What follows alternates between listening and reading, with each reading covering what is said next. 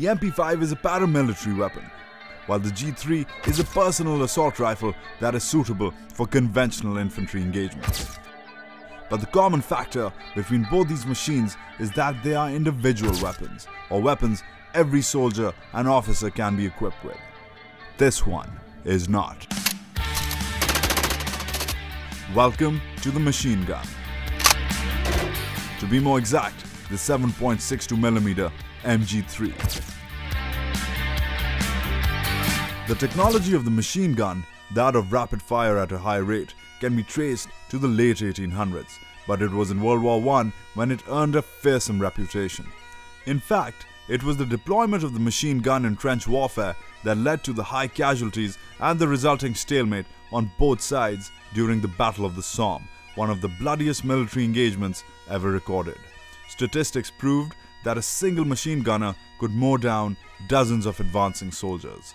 With more than 1.5 million casualties, the deadly use of the machine gun in the Somme offensive forced generals to rewrite the classic infantry doctrine of charging enemy positions, as eventually many soldiers refused to follow their officers' orders to take to the field when facing the lethal machine gun nest.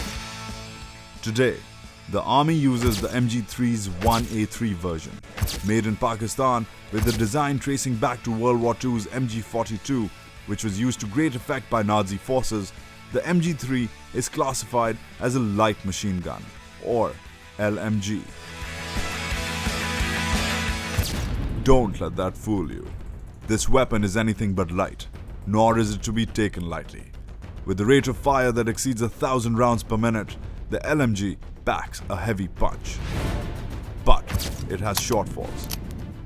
The LMG is not a very mobile weapon, weighing in at over 25 kilos when its bipod is attached. The bipod is not a luxury. Because it is automatic, the recoil is so intense that using a bipod is essential. Still, the LMG is not a very accurate weapon and is meant to suppress enemy fire versus actually directly targeting enemy forces. Compared to other modern machine guns, it is also too long, measuring over 1200 millimeters, and difficult to run and set a target with.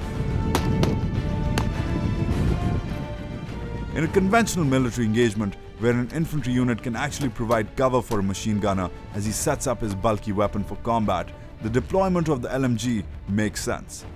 But in Fatah and Swat, where the action is swift and sudden, the LMG is dated technology. However, it is mounted on vehicles in military convoys, but again as a fire suppressor, not a precise killer.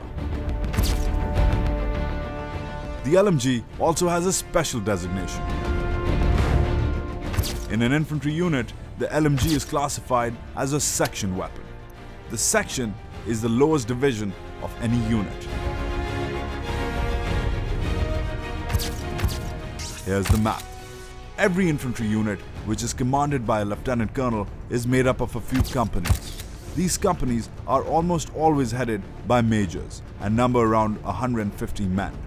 Then, each company is divided into platoons, usually commanded by a captain or a senior lieutenant, and consist of around 30 to 36 men. And the last division is that of a section, the basic fighting cell of an infantry unit. A section can be commanded by a senior non-commissioned officer and usually has between 9 and 13 soldiers. Not everyone gets the privilege or the arduous responsibility of handling the LMG.